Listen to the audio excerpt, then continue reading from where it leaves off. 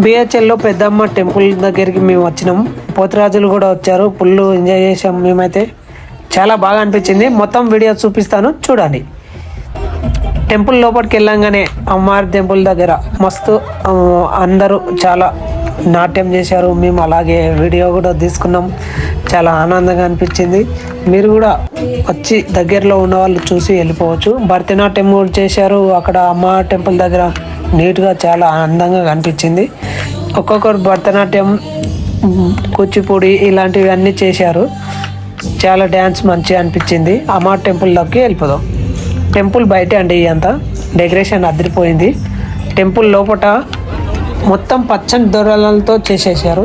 మేము కూడా లోపల వీడియో తీద్దామంటే తీయనే లేరు. అట్లా కొంచెం కొంచెం తీసాను. మొత్తం డెకరేషన్ పూలతోనే ఉంది. అమ్మవారిని చూశారు అనుకుంటున్నా. చూసారా, కనిపిస్తుంది. పంతులు కొద్దిగా తీయనే లేదు, అలాగే తీసేసాం. మా చిన్నోడు కూడా లైన్లో చూసాము. సరదాగా అనిపించింది. పిల్లలు అందరూ ఎంజాయ్ చేశారు. చాలా పిల్లల నాట్యం అయితే అదిరిపోయింది. మా ఆవిడ మా చిన్నోడు కూడా గవ్వస్తంభానికి మొక్కుతున్నారు. పువ్వులతో చాలా అందంగా గవ్వస్తంభాన్ని అందంగా తయారు చేశారు. అమ్మవారి టెంపుల్ ముందు ఇది పువ్వులతో తోరణాలతో చాలా అందంగా తయారు చేశారు.